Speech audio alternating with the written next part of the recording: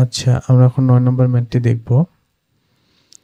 ১ থেকে ১০০ মধ্যে কতগুলো সংখ্যা আছে যা ১৬ দ্বারা বিভাজ্য নয় কিন্তু ৩০ দ্বারা বিভাজ্য?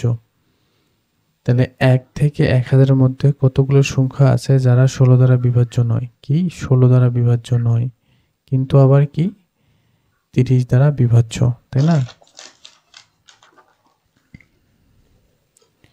তাহলে এই ধরনের ম্যাথ আমরা কিভাবে সমাধান করতে পারি দেখেন। তাহলে লিখি ১ থেকে ১০০০ এর মধ্যে কত দ্বারা বিভাজ্য বলেন তো? ৩০ দ্বারা বিভাজ্য।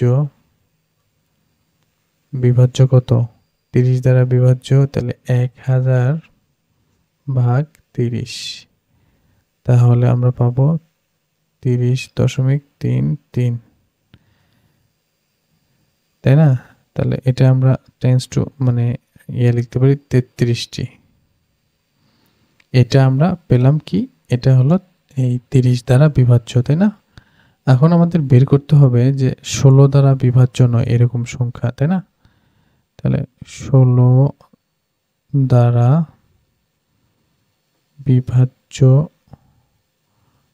নয় এমন সংখ্যা কতগুলো আছে সেটা বের করার জন্য ১০০০ ভাগ হচ্ছে ১৬ এবং কত ৩০ এর লসাগু।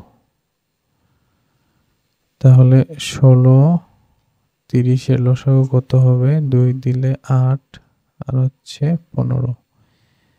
তাহলে ৩০ ৩ আসছে ২৪।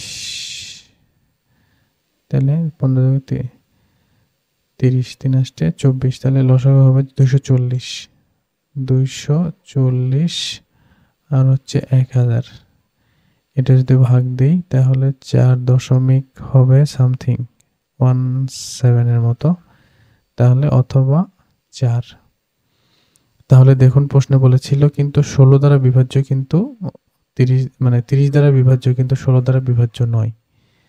তাহলে এরকম মানে সংখ্যা কি হবে? তাহলে এই যে আমরা মানে পেলাম ৩৩টা, ৩৩ থেকে এখন ৪ বাদ দিতে হবে, তাই না? কারণ ৩৩টা পুরোটাই হচ্ছে ৩০ দ্বারা বিভাজ্য, কিন্তু এই যে ৪ এটা হলো কি দ্বারা? ১৬ দ্বারা বিভাজ্য নয়, এরকম আর কি বিষয়টা। মানে এটা ১৬ দ্বারা বিভাজ্য আর এটা হচ্ছে ৩০ দ্বারা বিভাজ্য। তাহলে এই ৪ যদি আমরা বাদ দিই এই ৩৩ থেকে, তাহলেই তো আমরা আমাদের কাঙ্ক্ষিত যেটা উত্তর সেটা পাবো যে ৩০ দ্বারা বিভাজ্য কিন্তু ১৬ দ্বারা বিভাজ্য নয়, এরকম, তাই না? তাহলে লিখি একটু।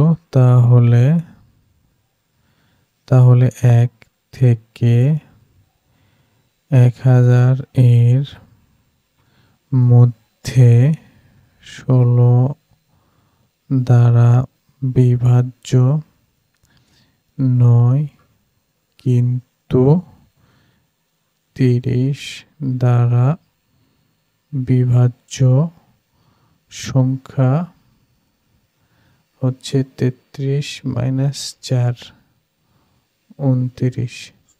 তো দেখুন এই ২৯ কি এখানে আছে কি নেই? এই অপশনে ২৯ নেই।